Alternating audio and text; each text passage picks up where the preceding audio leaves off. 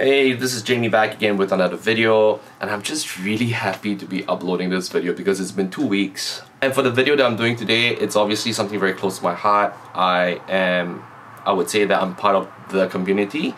So let's just start. Pretty sure everyone now is well aware of the upcoming changes to the Active Mobility Act. So before I present my thoughts, let's dive into some acronyms and terminology. So yes, I'm reading off my phone because I actually spent some time researching the material.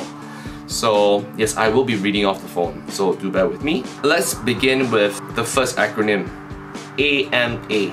It's called the Active Mobility Act, and this all-encompassing title refers to e-bikes, motorized wheelchairs, e-scooters, basically what our government refers to when they discuss about all these motorized vehicles, as you would say, excluding cars. Next up, we've got PMDs, alright, personal mobility devices. Now, you may be asking, why am I going through all these acronyms? It's because for the sake of discussion, it will be a lot easier if I can just use these acronyms. So PMDs, the collective term used for e-scooters, e-bikes, electric skateboards, unicycles, again, all these motorized electric vehicles. Now, one example of how this term is used is when you see that notice when you walk into the MRT, and that's our local train system in Singapore. You walk there and then you see a notice, it'll say PMD restrictions or PMD limitations, and they usually slap a restriction of current less than 20 kilos or less than 700 millimeters in width. And next up, we have the AMAP, the Active Mobility Advisory Panel. The AMAP was set up in 2015. It consists of 14 members and is currently headed by one of our local MPs, Associate Professor Muhammad Faisal Ibrahim. Their main priority is to develop guidelines for PMD use and recommends it to the Ministry of Transport for it to be discussed and tabled/mandated in Parliament. So obviously the AMAP is a very important advisory panel because they really do shape the PMD scene in Singapore. So I've had to make several modifications to this particular video because unlike the previous recommendation for e-bikes, which took well over a year to be introduced, compulsory registration for e-scooters looks to be formalized in less than a year. So by the end of 2018, all e-scooters will have to be registered. So let's take a look at the chronological order of the events for e-bike registration. The recommendation was made by the AMAP in March 2016. It was accepted by the government a month later, and registration of e-bikes started the following year on August 2017. A time frame of exactly 1 year, 4 months. Now on the 22nd of February 2018, which is last month, another recommendation was made by the AMAP to have all e-scooters registered. Our local papers, the Straits Times, reported a total of 110 accidents from January to September 2017. Now, I cannot confirm if this prompted the AMAP to make the recommendation, but what we can all agree on is errant and irresponsible riding is definitely on the rise, and the AMAP definitely plays a very important role in advising the government. So on the 7th of March, which was yesterday, and this was reported in Channel News Asia, Dr. Lam Pin Min, Minister of State for Transport, officially announced that they have accepted the recommendation from the AMAP, and this is pretty fast, for e-scooters to be registered in the later half of 2018. The registration will be kept as simple and low cost as possible. So you can imagine the number of e-scooters. I've said before in my previous videos that the rise of e-scooters is on an exponential scale.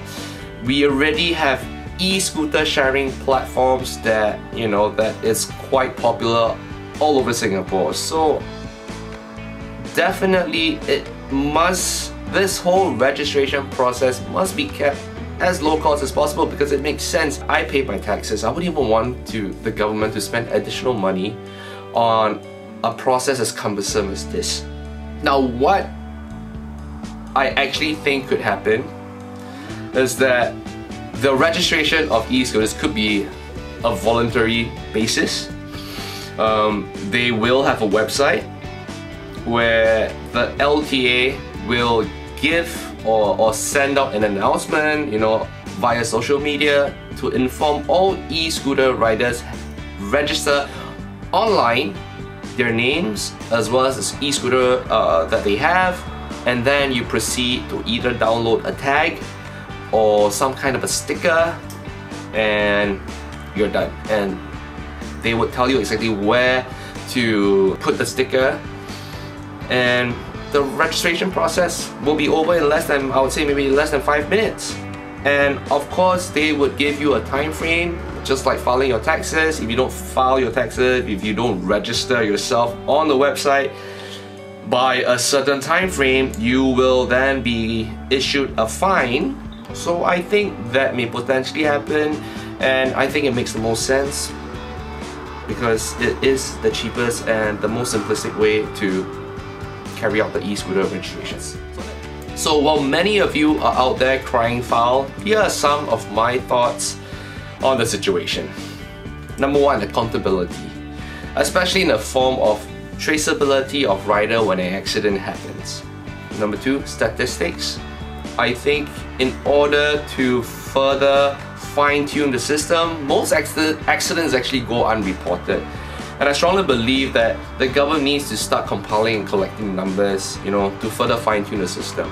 Especially if the PMDs are here to stay. So if we don't have numbers, we have no statistics to look at, there's no way we can further fine-tune the system. Regardless of whether it's compliant, non-compliant, blah blah blah, it doesn't really matter. We need to compile statistics, just like how we compile the kind of statistics of motorcycles and number of cars, you know, getting accidents, etc, etc. And number three, restrictions. Now this is a tough one, but I believe it's necessary.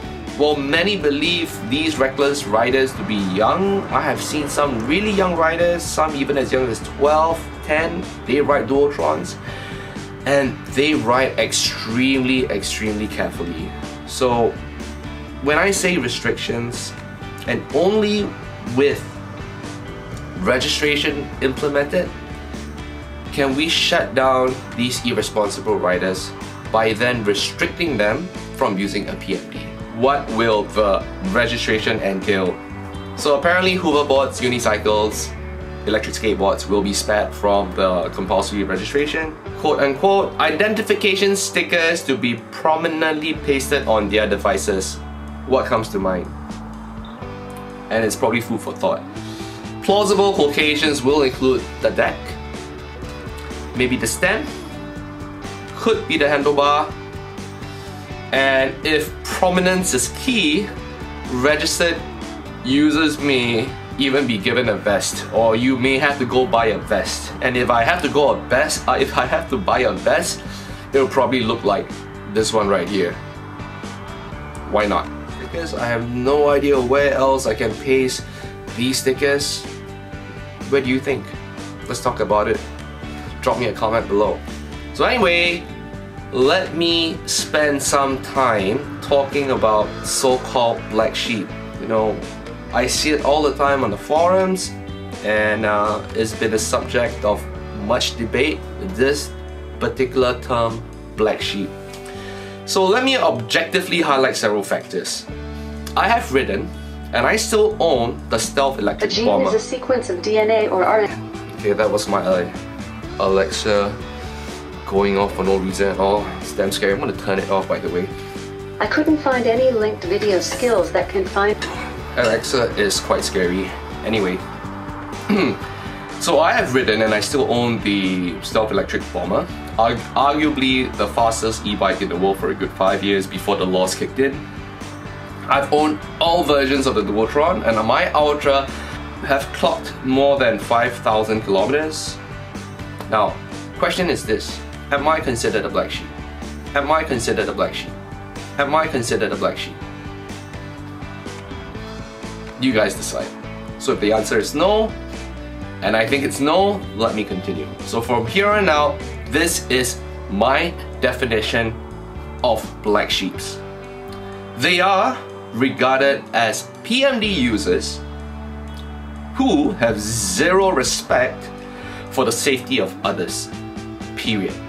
They don't care about traffic, they don't care about pedestrians, they don't care about vehicles around them, they don't even care about themselves. So even if they get to an accident, they don't even care, alright? And I quote this phrase from Dr. Lam: registering e-scooters will help deter reckless behavior, accord more responsibility to the users, and facilitate enforcement officers in tracking down errant users. Don't ride irresponsibly. You are the people the government is going after, and you are the guys spoiling the fun for everyone. Yes, that is my definition of a black sheep. Not somebody who's young, not someone who rides really fast on their e-scooter, their e-bikes. You know what? I'm sure everyone you guys have watched the show Total Recall, or in some kind of Hollywood movie where the entire setting is in like what, the year 2020, or sorry, in the year 2100, you know, where you see cars are all over in the air, you know, where, you know, we have like vehicles on the roads, and we have another layer of traffic, probably like, I don't know, 50 kilometers up in the sky, you know, when cars are zipping all over, flying all over the place. I mean, come on. Everyone is going faster and faster. You have Tesla, Elon Musk trying to create extremely fast electric vehicles. I mean, speed doesn't kill. Irresponsible riding kills. Irresponsible anything kills. Anyways, let's continue. To conclude, e-scooters are becoming increasingly popular, and seeing how compulsory e-scooter registration will take place in less than 6 months, rest assured the adoption rate is greater than ever before. Yes, if you're watching this video, if you don't own an e-scooter, go buy one. Hey, at least you can do it openly now. When you buy it, go on a website, register yourself, no one's gonna come after you. Case closed. Watch all my safety videos, and always remember to be a responsible rider. It's been said before that the AMA will be subjected to changes from time to time, and likewise PMD limitations, so don't be too upset, you know, if they haven't revised it. It may be revised, it all depends. So frankly, it's all pretty pointless to worry about anything right now. So there you have it, my 2 cents. Peace out. See you soon. Bye. So as always, if you like the video, give me a thumbs up. If you haven't subscribed, please consider subscribing, because it will give me that encouragement to upload more videos, because making videos are tough, and I do this entirely on my own, and I enjoy making videos, but sometimes I get a little bit lazy. But if I have more of you tuning into my channel, that is a very good form of encouragement. So again, if you haven't subscribed, please subscribe, and let me know what kind of videos you want to see. More vlogs, more Duotron videos, more giveaway. I'm planning for a big giveaway at my 10,000, at my 50,000, and hopefully my 100,000 subscribers. So sub. Thank you so much. Ciao.